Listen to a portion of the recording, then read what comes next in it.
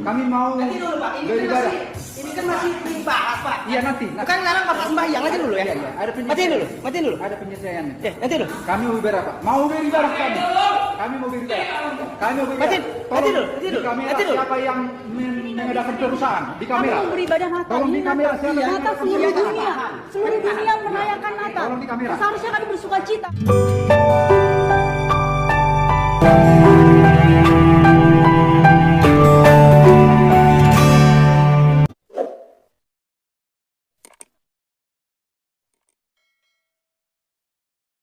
Shalom teman-teman sekalian, berjumpa kembali dengan saya Arif Gule di channel ini. Pada kesempatan kali ini kita akan membahas tentang cuplikan video tadi teman-teman sekalian, dan juga pendapat salah seorang ustadz yang adem, yang memberikan edukasi, memberikan penjelasan yang sebenarnya tentang umat Islam dan ajaran Islam. Jadi seharusnya teman-teman sekalian, kalau menurut saya ustadz seperti inilah yang pantas untuk dipopularitaskan dan juga diviralkan di Indonesia ini, dan diberikan panggung ya, agar orang-orang yang radikal itu terobati gitu ya, dan orang-orang yang kandurun-kandurun itu ya bertobat dari ya pemikiran primitifnya gitu teman-teman sekalian ya. Sehingga mereka tidak menolak gereja, menolak Kristen, menolak pembangunan tempat-tempat ibadah agama lain gitu ya. Menghancurkan agama lain gitu ya, dengan ya mengkafir-kafirkan, menghina agama lain gitu.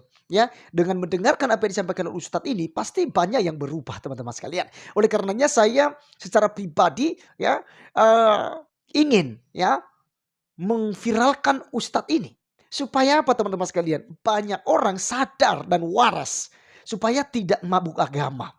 Karena apa yang disampaikan oleh Ustadz ini teman-teman sekalian, ini dia katakan bahwasanya ajaran Islam itu seharusnya rahmatan lil alamin. Ya, jadi menciptakan damai, bukan menciptakan kerusuhan, bukan menciptakan demo sana sini. Itu Islam katanya. Dan juga Islam sebenarnya tidak melarang orang yang beragama lain membangun tempat ibadahnya. Yang penting sesuai dengan prosedur aja gitu ya. Bahkan ya di tengah-tengah banyak yang muslim, kalau memang di dalamnya ada orang-orang Kristen dan berniat untuk mendirikan ibadah, itu tidak boleh dilarang katanya gitu ya. Jadi saling menghargai, itu ajaran yang benar. Oleh karenanya teman-teman sekalian, saya diberkati dengan apa yang disampaikan oleh Ustadz ini, dan harapan saya kita menggunakan logika kita dan juga ya kerendahan hati ya untuk menonton apa yang disampaikan oleh Ustadz ini, sehingga kita bisa mengerti ya makna beragama, makna bertuhan, makna beribadah gitu. Jadi supaya teman-teman tidak penasaran, mari langsung saja melihat videonya yang ada berikut ini. Karena di rumah saya ngambil kajian renungan akhir tahun saja. Namun sebelum masuk ke tema, saya hendak menjelaskan tentang kejadian pada tanggal 25 Desember yang lalu di GPI Tulang Bawang, Gereja Tulang Bawang ya Bu. Ada kejadian jemaat agama Kristen sedang melakukan perayaan Natal, didatangi oleh sekelompok orang yang mengatasnamakan umat Islam untuk membubarkan acara tersebut dengan alasan gerejanya belum mendapatkan izin, belum terbit izin mendirikan gerejanya. Hanya saja kita harus menyikapi persoalan ini menurut perspektif agama. Jangan liar seperti isu yang berkembang di media sosial.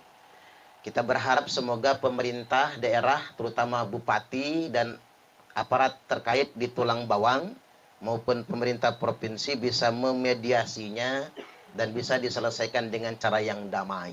Mudah-mudahan ya, Allahumma amin. Tapi saya hendak menyampaikan bahwasanya pertama, apakah boleh umat Islam itu melarang agama lain beribadah menurut agama mereka? Jawabannya tidak boleh. Setuju nggak Bu? Nggak boleh, karena kita sudah ada pakemnya, lakum dinukum waliyadin. Jadi kita nggak boleh mengintervensi umat agama lain untuk beribadah. Jadi kalau ada orang Islam mengatasnamakan Islam untuk mengganggu umat beragama yang lain beribadah, sudah jelas-jelas dia membajak Islam. Dia cuma mengatasnamakan Islam dan itu tidak sesuai dengan ajaran Islam. Kemudian yang berikutnya yang perlu saya kasih catatan bahwasanya apa hukumnya mendirikan rumah ibadah selain rumah ibadahnya umat Islam bagi agama lain. Islam tidak melarang, Bu. Jadi memang bedanya begini, kalau umat agama minoritas, ini Islam ini mayoritas di Indonesia, betul? Yang minoritas itu kalau ingin mendirikan tempat ibadah itu harus mengacu kepada SKB 3 Menteri. SKB berapa itulah ya, ada aturannya ya, Bu. Ya termasuk orang Islam juga sebetulnya kalau bikin masjid nggak boleh sembarang. Kita ini mentang-mentang mayoritas ya Bu, kadang-kadang melanggar hukum dalam mendirikan masjid semau-mau. Kan mendirikan masjid itu nggak boleh dekatan, betul apa betul? Ada masjid banyak di Bandar Lampung ini Bu, jaraknya cuma 100 meter. Azannya saingan, Jumatannya saingan, nggak jauh lah dari tempat kita, agak ke sono dikit tuh, nggak nyampe 100 meter Bu. Azan saingan. Bahkan di Tanjung Karang Pusat, nggak usah disebut daerahnya, nggak enak, nanti mereka ngambek sama saya. Di Tanjung Karang Pusat itu hampir sebacokan Bu, karena masjidnya cuma 100 meter, bersaing. Sebetulnya kan nggak boleh mendirikan masjid berdekatan, tuh nggak boleh sebetulnya, itu melanggar hukum agama. Secara fikih dia melanggar, secara hukum negara juga dia melanggar, nggak boleh. Saya kembali lagi, untuk agama-agama minoritas, misalnya Katolik, Kristen, Buddha, Hindu, Konghucu, ketika hendak mendirikan tempat ibadah, mereka memang mesti izin. Surat izinnya ini juga atas izin pemerintah dan warga sekitar. Dan gereja GP itu memang sudah 2 tahun diurus izinnya, nggak keluar-keluar. Ada kemungkinan, mungkin saja, tidak mendapatkan izin dari warga sekitar. Mengapa tidak mendapatkan izin? Karena masih ada paham Bu, bahwasanya nggak boleh ada rumah ibadah orang agama lain di dekat di lingkungan orang Islam. Padahal tidak juga.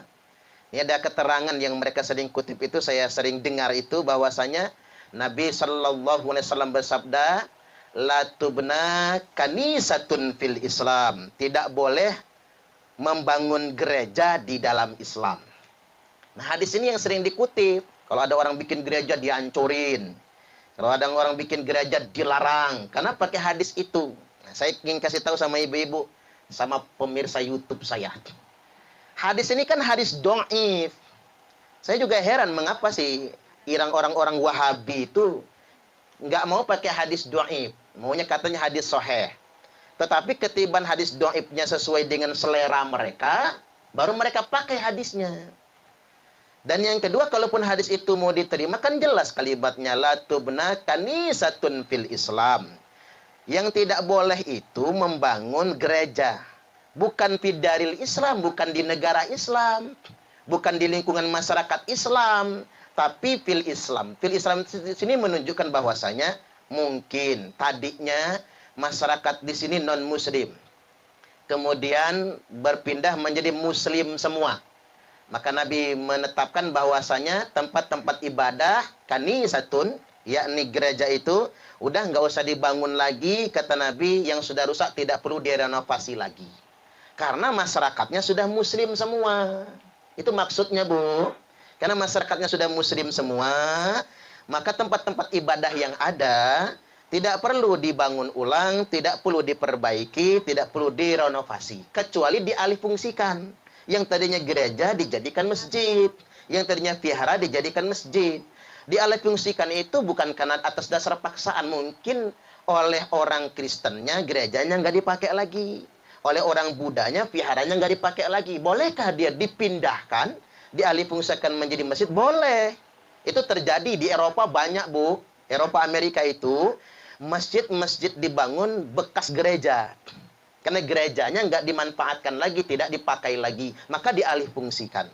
Jadi jangan salah memahami hadis, tidak ada larangannya. Kita ini jangan sampai ya Bu, agama mayoritas tapi arogan, jangan sampai. Ibu-ibu bayangkan kalau kita tinggalnya di Amerika, Mau bikin masjid kita dihancurkan orang. Enak nggak, Bu? Nggak enak kan? Sementang kita minoritas, kita nggak bisa bikin masjid misalnya. Kita minoritas misalnya, kita tidak bisa sholat ke masjid. Nggak enak rasanya.